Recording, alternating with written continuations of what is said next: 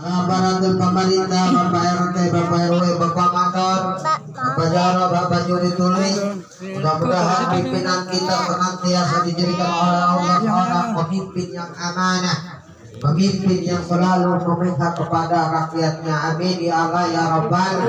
Para jamaah, para hadirin, bapak-bapak, ibu-ibu yang dekat maupun yang jauh, yang mudah-mudahan kita semua senantiasa diberikan kesehatan oleh Allah Subhanahu wa Ta'ala, dan senantiasa selalu diberikan giroh di dalam hati kita agar selalu mengerjakan perintah Allah. Amin ya Allah ya Rabbal. Puji syukur kehadirat Zat yang Maha Ghaffur yakni Allah Subhanahu wa Ta'ala. Alhamdulillah, dengan nikmatnya lah kita dapat berkumpul di rumah Sahibul Musibah dalam rangka menalilkan. Mudah-mudahan apa yang kita baca baik dari malam yang pertama sampai sekarang malam ketiga senantiasa diterima oleh Allah Subhanahu wa Ta'ala. Bernilai pahala bagi kita yang membaca, dan khususnya mudah-mudahan pahalanya senantiasa Allah sampaikan ke dalam kuburnya almarhumah al-maghfurah Saudari Khairiyah binti Ustaz Suwari. Mudah-mudahan dalam kuburnya diampuni segala dosanya, diterima segala amal ibadahnya, dan kuburnya dijadikan raudhah min riyadil jannah, taman daripada taman surga Allah Subhanahu wa Ta'ala. Amin ya Allah ya Rabbal. Salawat beserta salam mudah-mudahan terlalu tercurah kepada junjungan Nabi besar kita Muhammad Sallallahu Alaihi Wasallam, baik beserta keluarga, sahabat, pengikut, tak lupa kita selaku umatnya, dengan harapan karang nanti di padang mahsyar kita mendapat ulfatul ujmanya Nabi kita Muhammad Sallallahu Alaihi Wasallam. Allahumma sholli wa sallim wa barik alaihi. Jamaah yang dimuliakan oleh Allah Subhanahu wa Ta'ala, berbicara kematian, siapapun orangnya, apapun jabatannya, kalau ditanya mati mau nggak? Nggak mau, benar nggak? Walaupun ada jawara kagak, ditanya mau mati nggak mau. Jangankan jawara, aki-aki udah di rumah sakit, ditanya mau mati nggak mau, pengennya sembuh, benar nggak? Iya. Tapi walaupun demikian, yang namanya mati itu sudah Allah takdirkan kepada kita manusia masing-masing. Sebagaimana dalam firman-Nya, kullun nafsin dha'iqatul maut. Setiap yang bernyawa pasti akan mati. Jadikanlah acara tahlil ini menjadi tazkiratul maut bagi kita, menjadi kita pengingat akan kematian. Mati mah nggak usah dipikirin. Kenapa? Percuma mikirin mati. Sholat kagak, itu sama juga bohong. Dipikirin aja, sholat kagak, akhirnya seminggu panas dingin. Udah panas dingin, dipikirin lagi. Dapat 2 minggu, innalillahi, mati-mati juga. Benar kan? Jadi mati mah cukup diingat. Mudah-mudahan dengan mengingat mati akan bertambah ketakwaan dan keimanan kita kepada Allah Subhanahu wa Ta'ala. Jadi berbicara kematian, malam ini kita tahlil di rumah almarhum al-maghfurah Saudari Khairiyah binti Cangwari. Belum tahu malam besok, siapa tahu di rumah kita nggak ada yang tahu, benar nggak? Iya, apalagi tahun kemarin begas dikit yang meninggal, benar nggak? Gara-gara usir corona, ditanya dikit-dikit corona. Apa hikmahnya sebenarnya mah corona bagi kita? Apa hikmahnya? Jadi kita orang kita orang kampung nggak belagu, benar nggak? Iya, sebelum corona ini sedap orang kampung. Baru pilak-pilak dikit ke mitra, ada BPJS, benar enggak? Iya, sebelum corona mah baru berak-berak ke puskesmas, benar enggak? Iya, giliran ada corona, jangankan berak-berak, udah mau mati juga nggak mau dibawa ke rumah sakit, benar enggak? Tapi sangka corona, iya di kuburnya jauh di sana, di Buniani, daerah kecamatan Sukamulya, dekat Keroboh. Jadi hikmah bagi kita nggak usah heran. Sebab apa? Sebelum sekian abad yang lalu Nabi sudah memperingatkan kepada kita umatnya. Apa penyebabnya? Karena faktor kita jauh daripada ulama. Jauh daripada ulama. Ulama bukan dideketin, malah dibenci, benar nggak? Jangan heran. Bagaimana solusinya? Ya udah, kita jangan menanggapi sesuatu yang bukan mainan kita. Lebih baik kita lebih mendekatkan diri kita kepada Allah Subhanahu wa Ta'ala. Jadi kembali lagi, kalau berbicara kematian, ingat, nggak siapa mau RT, mau pejabat, apalagi rakyat pasti mati. Mau kiai ataupun bukan pasti bakal mati. Mau orang kaya atau orang miskin, ya wayangnya mati. Gitu. Apalagi zaman sekarang, jangan kaget kalau orang mati mendadak. Tadi ngojek tahu-tahu sore innalillahi. Perasaan tadi pagi lewat nawarin ngopi, johor innalillahi. Jangan kaget. Yang kaget mah sekarang innalillahi wa inna ilaihi rajiun, besoknya ngojek tuh. Baru yang kaget. Bener gak? Iya. Dan ingat, yang namanya kematian tidak bisa divonis dengan sebab kita sakit parah. Kenapa? Yang namanya sakit, yang namanya tabrakan adalah sebagai sababiyah. Karena yang namanya ajal dalam Al-Quran, Allah telah berfirman, fa idza jaa ajaluhum fala yastaghfiruna sa'atan wa la yastaqdimun. Apabila datang ajal seseorang, maka tidak bisa ditunda walaupun 1 jam, dan tidak bisa didahulukan atau dipercepat walaupun 1 jam atau 1 detik. Itulah yang namanya ajal. Kalau emang belum ajal pengen mati, aku nggak bakal mati. Ini ada ceritanya, ibu-ibu atau bapak-bapak galau. Apalagi zaman sekarang, mohon maaf, apalagi kemarin rame film. Ibu seorang janda mau jual ginjalnya gara-gara utang. Rame kan di media tuh. Iya, orang teluk naga rame itu. Misalkan ada ibu-ibu atau anak muda galau, utangnya melampak. Zaman sekarang mah aneh. Perasaan di rumah kita berjanji malam Jumat, betul nggak? Iya, sekarang mah berjanji itu tiap hari ada. Ibu-ibu, saya berjanji, bener gak? Iya, gara-gara begitu banyak orang yang rumahnya kejual, bener gak? Iya, tuh repot sih orang kita mah. Di mana-mana juga orang minjam duit, bahkan modal usaha digunain lah orang kita mah minjam duit, bahkan bangun rumah, bener gak? Iya.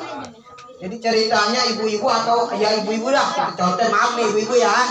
Ibu-ibu galau, utangnya banyak. Senin ada yang nagih, Selasa sampai Rabuan banyak yang nagih juga. Galau naik ke atas tower, loncat dari tower. Karena belum ajalnya, pas loncat mati kagak, pincang iya, bener nggak? Iya, karena belum ajal.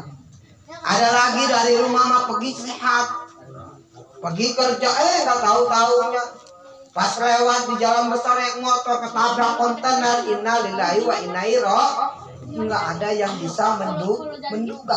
Kusabab itu yang namanya kematian rahasia Allah. Mari kita persiapkan apa yang kita akan bawa kelak nanti menuju Allah Subhanahu wa Ta'ala. Sebab kalau kehidupan ini, dia perjalanan hidup ini nggak kerasa, detik demi detik kita lewati menjadi 1 jam. Jam demi jam kita lewati menjadi 1 hari. Hari demi hari kita lewati menjadi 1 minggu. Minggu demi minggu kita lewati menjadi 1 bulan. Bulan demi bulan kita lewati menjadi 1 tahun. Nah, di situ kita kadang-kadang terlena. Mengapa saya mengatakan terlena? Kita ketemu tahun datang atau tahun yang akan datang, kita merasa bangga. Oh, saya ini panjang umur. Benar nggak? Apalagi zaman sekarang udah zamannya tiup lilin, betul nggak? Ulang tahun tiup lilin. Secara zahir kita panjang umur, tapi ingat secara hakikat umur kita berkurang. Karena kita hidup di dunia ibarat pengembara. Mohon maaf nih, kita ibarat pengembara. Contoh, ada orang Jawa. Ada orang Jawa di sini. Mohon maaf ya kalau orang Jawa ini menyontohin. Ada orang Jawa mengembara ke Tangerang. Namanya orang Jawa, tahu nggak Jawa singkatannya? Jajah wilayah. Makanya orang Jawa mah di mana-mana betah. Jajah wilayah. Kalau kita mau boro-boro betah, namanya juga Betawi. Betawi wilayah, bener nggak? Iya. Kata mak kita mah, dia nggak wajar aja nggak betah. Apa namanya kalau orang lain hari-harinya juga dipendam depan rumah begitu. Tapi orang Jawa di mana-mana betah. Ada orang Jawa mengembara ke Tangerang, ketika dia di Tangerangnya rajin, dia mau bekerja, dia mau berusaha sehingga di mana sudah memasuki bulan Ramadan, dia sibuk untuk pulang ke kampung karena dia rajin, pasti punya bekal bakal pulang ke kampung. Kalau rajin punya duit, kebelangsang nggak pulang kampungnya? Kagak. Begitupun sama kita ini di dunia hanya mengembara, mencari persiapan, mencari bekal agar selamat sampai ke kampung halaman. Tahu nggak kampung halaman kita di mana, Pak? Bu? Tahu nggak kampung halaman kita di mana? Kampung halaman kita ke surga. Walaupun begini juga potongan surga semua. Kenapa? Aduh iya, kan kakek nenek moyang kita Nabi Adam dari neraka apa dari surga? Nabi Adam dituruninya dari surga apa neraka? Surga. Kalau begini juga kita aslinya ke surga. Jadi kalau kita rajin hidup di dunianya, mau ibadah, sholat dikerjakan, puasa dijalanin, maksiat ditinggalkan, insya Allah kita akan selamat menuju kampung halaman kita, yaitu ke dalam surganya Allah Subhanahu wa Ta'ala. Tapi sebaliknya kalau ada orang Jawa ngembara ke Tangerang kerja obah, usaha males, kerjanya handolin, tahu handolin? Dahan modolin gitu, makan buang air sama memain. Dimana kalau sudah mau bulan puasa, boro-boro bakal pulang kampung. Di mari juga kebelangsak, bener kan? Iya.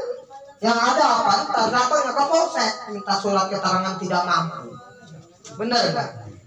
Begitupun sama kita manusia, ketika di dunianya kita nggak mau ibadah, kerjaannya maksiat, sholat ditinggalkan, puasa tidak dijalankan, maksiat tiap hari dilaksanakan, itu kita juga sama, nggak bisa pulang kampung ke surga.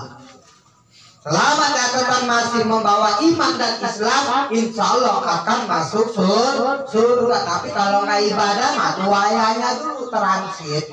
Di mana transitnya? Di neraka dulu, di bodoh. Di mana udah bersih baru masuk surga. Asal kita masih membawa iman dan Islam. Jamaah yang dimuliakan oleh Allah Subhanahu wa Ta'ala, kehidupan di dunia ini kita dihadapkan dengan dua pilihan. Kita hidup di dunia, apakah kita menjadi orang baik atau orang yang buruk? Apakah kita menjadi orang mukmin, orang yang beriman? Apakah menjadi orang yang kafir? Apakah kita menjadi orang yang bertakwa, muslim yang bertakwa, taat beribadah, ataukah menjadi orang muslim yang fasik? Bukan pesek, awas, beda fasik sama pesek mah. Kalau pesek mah hidungnya melempot gitu. Kalau fasik mah orang Islam tapi tidak mau melaksanakan perintah Allah, namanya fasik. Jadi kita dihadapkan dengan dua pilihan. Baik enggaknya kita tergantung bagaimana kita hidup di dunia. Enggak cukup sampai di situ, Pak. Ketika kita nanti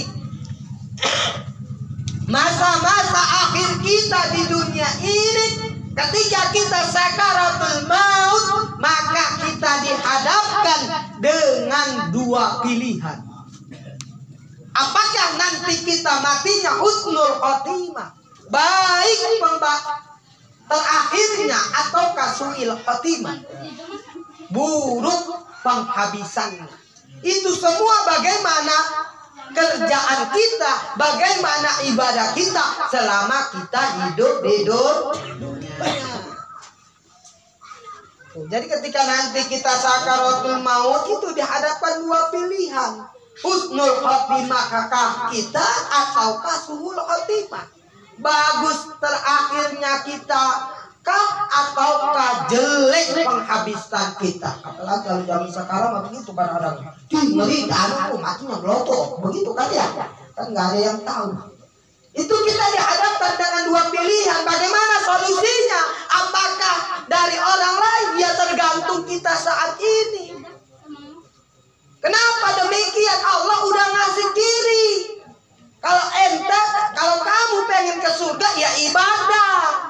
Kerjakan salat. Wa ma'alatul jinna wal insa illa liya'budun. Tidaklah kuciptakan jin dan manusia kecuali untuk beribadah kepadaku, kata Allah. Ya kalau pengen dapat masuk surga mah kudu ibadah. Walaupun masuk surganya kita bukan karena ibadah kita, Pak. Ibadah kita mah nggak ada apa-apanya, Pak. Satu riwayat mengatakan ada seorang ulama yang rajin ibadahnya ratusan tahun. Ketika itu dia komplain ke malaikat. Kenapa? Malaikat mengatakan dia masuk surga karena ridha Allah, bukan karena ibadahnya. Boleh sombong. Sombong amat. Itu bukan karena ridha Allah. Karena saya rajin ibadah. Pas dihitung-hitung apa kata malaikat? Coba bandingkan ibadahmu yang ratusan tahun dengan satu kenikmatan bisa melihatnya mata, masih belum bisa terbayar. Subhanallah. Maka kita di dunia mencari ridha Allah, bagaimana? Laksanakan perintahnya. Nggak bedanya kita kerja nih. Logikanya lah, kita kerja di pabrik, kan otomatis kudu nurut perintah bos. Kerjanya yang rajin. Kalau rajin mah pasti disayang bos. Kadang-kadang dapat bonus. Begitupun sama, kalau pengen dapat ridho Allah, ya kita ibadah yang rajin, tinggalin masih. Tapi sebaliknya, orang kerja di pabrik, masuk ke maunya, kerja ogah-ogahan kayak punya kakek nenek moyangnya begitu. Dialem nggak sama bos? Yang ada juga besok dipecat, benar nggak? Iya, begitupun sama kalau kita dunia nggak mau ibadah, kerjaan kita maksiat, maka naudzubillah, jangan sampai kita tidak mendapat ridhonya Allah Subhanahu wa Ta'ala. Nggak beres dari sakaratul maut aja, Pak. Ketika dalam kubur kita dihadapkan dengan dua pilihan juga yang sering kita baca ketika orang meninggal, doanya Allahumma ij'al qabrahum rawdah min riyadil jannah wa la taj'al qabrahum hufratan min hufratin niran. Ya Allah, jadikanlah kuburannya si mayit, jadikanlah kuburannya orang-orang Islam yang telah meninggal, yaitu salah satu taman daripada taman surgamu, dan jangan engkau jadikan kuburannya sebagai jurang daripada jurang api neraka. Jadi dalam kuburan juga masih diadakan dua pilihan. Apakah kubur kita menjadi taman surga ataukah menjadi jurang yang terbuat daripada panasnya api neraka. Dan ending terakhir nanti kita dihadapkan dengan dua pilihan juga. Apakah surga kita ataukah neraka kita. Itu semua jawabannya adalah bagaimana kita menjalani kehidupan ketika kita hidup di dunia. Maka jadikanlah kematian ini atau tahlil ini menjadi tazkiratul maut bagi kita, mengingat mati kepada kita. Sebab apa? Tadi saya bilang mati mah nggak usah dipikirin. Mikirin mati ibadah kagak, sama juga bohong, bener nggak? Iya, nggak bedanya. Contohnya pengen ke Kampung Melayu, duduk aja, bakal nyampe nggak ke Kampung Melayu? Nah, tapi kalau jalan kaki, walaupun satu hari satu malam pasti nyampe. Mikirin mati ibadah kagak, atau kayak begitu tuh. Gimana nanti mau merasakan kehidupan yang kekal dengan penuh kebahagiaan kalau kita di dunia tidak mau bersujud, kalau kita di dunia tidak mau beribadah kepada Allah Subhanahu wa ta'ala. Mudah-mudahan kita doakan almarhum Ma Khairiyah binti Cangsuari senantiasa matinya membawa iman dan Islam, kuburnya dijadikan taman-taman surga oleh Allah Subhanahu wa ta'ala, dan kelak endingnya masuk ke dalam surganya Allah Subhanahu wa ta'ala. Amin ya Allah ya Rabbal. Jamaah yang dimuliakan oleh Allah, sebelum saya akhiri, saya ngasih oleh-oleh Pak, agar kita manusia menjadi bahan renungan kita. Apa yang harus kita lakukan di dunia ini? Mana yang harus kita cintai, mana yang harus kita jadikan kekasih. Bahwa dalam kitab Ayyuhal Walad, Imam Hatim Al-Aqsam ditanya oleh gurunya, ini Imam Syafi'i. Jadi Imam Hatim itu belajar selama 30 tahun di Imam Syafi'i. Pas ditanya, wahai Hatim, kata gurunya, kamu selama belajar dan berkhidmat kepadaku, apa yang sudah kamu hatamkan, apa yang sudah kamu dapat? Apa dijawab oleh Imam Hatim? Wahai guru, saya selama berkhidmat dan mengaji kepadamu, saya tidak pernah mendapatkan satu kitab pun. Saya tidak pernah, jangankan 1,5 kitab pun tidak pernah ada yang masuk kepada saya kecuali 8 faedah. Jadi itu 30 tahun ngaji, itu bisanya 8 faedah gitu. Makanya sangat susahnya ngaji. Beda zaman sekarang mah. Ya benar nggak? Sekarang mah ngajinya sebentar, pengen jadi kiai, benar nggak? Ulama dulu mau boro-boro. Tanya Cang Wari Cang Akut, 3 tahun atau 3 bulan baru bisa nyalain api, 3 bulan lagi baru bisa masak nasi liwet. Begitu. Kalau sekarang mah pengen setahun jadi kiai, repot gitu. Jadi Imam Hatim itu belajar selama 30 tahun hanya mendapat 3 faedah yang diterapkan dalam hidupnya. Saya nggak akan membahas yang banyak, hanya 1. Sebagai apa? Agar kita selamat nanti ketika menghadap kepada Allah Subhanahu wa ta'ala. Kata Imam Hatim, saya melihat bahwa manusia masing-masingnya mempunyai kekasih. Manusia mempunyai orang yang dicintai, bahkan dia saling merindui satu sama lainnya. Kayak Jahit punya pacar Hindu, saling mencintai. Itu masing-masingnya saling rindu, bener nggak? Apalagi zaman anak muda zaman sekarang banyak yang lebay. Sehari tak bertemu bagaikan setahun. Itu baru pacaran, kalau udah nikah mari boro-boro begitu. Lihat dia lagi, benar nggak? Ya, bapak-bapak ya. Jadi kata Imam Hatim, manusia mempunyai kekasih, tetapi tidak ada kekasihnya yang setia menemani dia sampai masuk ke dalam kubur. Yang menjadi kekasihnya, yang dicintainya, pasti menemaninya sampai sakit menjelang ajal. Benar nggak? Ada bini lakinya sakit, lakinya ditemenin, lagi sakit ditemenin sampai meninggal dunia. Nggak ada yang meninggal ikut ke dalam kubur, benar nggak? Iya. Ada lagi sebagian menemaninya sampai mengantarkan ke tempat peristirahatan terakhir, yaitu ke dalam kubur. Ya kan, orang meninggal itu kan yang ngantar 3. Keluarganya nganter, hartanya nganter, ketiga amalnya juga nganter. Yang 2 balik, yang 1 mah kagak. Mana yang 2? Keluarganya. Saya selama di Tegalangus nggak ada orang mati, ada yang begadang di kuburannya, di kobel, kagak ada. Bener nggak? Iya. Hartanya, motornya dibawa pakai nganter, mobilnya dipakai ngangkut keranda. Nggak ada tuh mobilnya yang ditinggalin di kuburan. Itu kali ada orang sini malah taruh aja motornya, takut kalau malam-malam pengen beli nasi goreng begitu.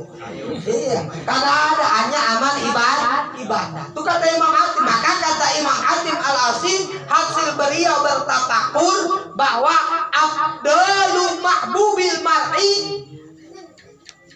yaitu adalah kekasih yang paling utama yang dicintai oleh seseorang, yaitu tadahulu fi qabri, yaitu sesuatu yang bisa mau ikut masuk ke dalam kubur. Wa yu'anisahu fihi, dan juga sesuatu yang bisa menghibur dia ketika di dalam kubur. Kata Imam Hatim Al-Asim, dilanjutkan kembali, tidak aku temukan sesuatu itu kecuali amal ibadah. Maka mulai detik ini, kata Imam Hatim Al-Asim, aku jadikan amal ibadah, amal soleh sebagai kekasihku, agar nanti dia mau menemani aku masuk ke dalam kubur dan menerangi kuburku dan menghiburku di dalam kubur. Jadi intinya begitu, Pak. Amal ibadahlah yang setia. Nggak ada cinta sehidup sama mati. Bohong. Kalau nggak percaya, belah dadaku. Mau dibelah mah kamu, dia takut mati, begitu. Benar nggak? Ada laki atau bini nangis, lakinya itu sampai mau cerita. Berapa 40 hari udah kecantol duda, benar nggak? Iya. Atau lakinya, bininya nangis, sampai kekoselan di kuburan. Aduh, pokoknya nggak ada yang kayak lu. Waduh, pokoknya ku cinta mati. Dapat 2 minggu, dapat 15 hari. Kecantolnya ada, benar nggak?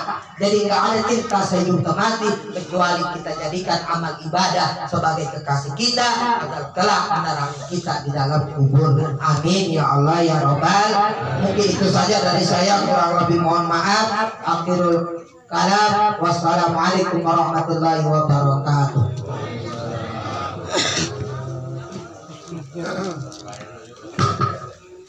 Ya, demikianlah audio hasanah yang sudah disampaikan oleh Ustaz Ubay.